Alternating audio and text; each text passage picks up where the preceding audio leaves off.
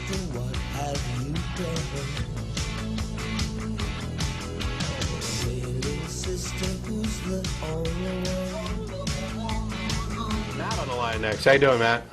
Hey guys, what's happening? Hey Great there. name, by the way. Hey, right on. I was wondering if you'd care at this time to make a political endorsement. We can't. Nope. And so Okay. we won't. All right, and I was going to share with you, my as a non-believer, I guess you'd say, sometimes I think people cling to religion as like a crutch, of modern society, because they would just really freak out if they learned that maybe there wasn't a God, and maybe it's kind of best sometimes to let them have that crutch, because, man, they may really flip out, and I don't know. I just kind of let them. We were going to talk about communism at some point, and Karl Marx did say that it was the opiate of the masses, but... We also kind of addressed this for the last couple of times, where what you're saying is along the lines of people need religion, otherwise they're not going to be moral. No, well, yeah. I mean, to say that maybe some people need it to avoid freaking out, I don't know that that's the case. Yes, I think religion oftentimes acts as a crutch, but I'd say the same thing about a lot of different beliefs. The fact of the matter is there's tons of stuff that we just don't know, and not knowing is uncomfortable. There's also, in addition to fears of death and loneliness, betrayal, disease, all of these fears and not knowing what's happening at the next minute, we have to kind of rely on things. And so people who were brought up and raised around religion tend to rely on religion. And when you get rid of that, when you free yourself of religious beliefs, the big question is, well, what do you replace it with? Well, my point of view, which this actually comes from Dennis on Nonprofits, so I love it even more. When he's asked about this, his view is that religion is pretty much a disease. So asking me what do you replace it with is like saying, we've gotten rid of the cancer, what do you replace it with? Nothing, I'm cured. And I think, but part of that mentality comes from, you have to realize that now you're in a position where you're actually dealing with reality. Where, okay, it isn't a worldview, it doesn't provide any quick answers, it doesn't provide any comfort. All of those things can come from other places. The value that you place in your life, the friends and family.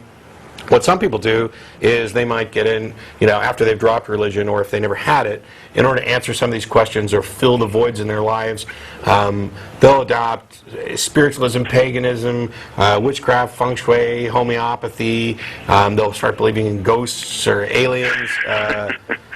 Any number, reflexology, dream catchers, chi, Reiki, any of these things, magnets, psychics talking to the dead, it's all because we're searching and uncomfortable. Right. And if you can just come to grips with the ability to say, or we don't know that yet, or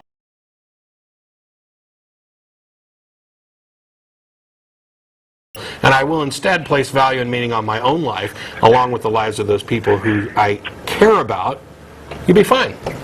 I've always called myself an agnostic. I'm not sure. I always wanted to believe that there is a God. And is it irresponsible for me to hope that there is a God, even though I'm agnostic? Is it irresponsible for you to hope to win the lottery, even though you know you're No. the big thing to me is, does it affect decisions you make? Do you make decisions as if you're going to win the lottery? Do you make decisions as if there's God? Hoping, hey, I hope I live forever too. I don't think there's a sense in which I hope there's a God, and I just hope that he's not anything at all like the bastard who's described in the Bible. Yeah. But, eternal life and happiness... eternal happiness offered by some being who actually has an idea what happiness is like and isn't psychotic, that would be cool.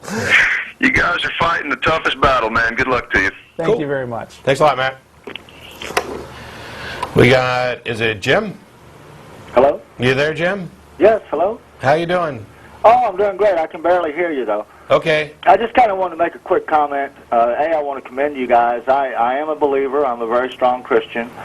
But I don't watch your show every week, but I watch it quite a bit. I always appreciate y'all's logical arguments.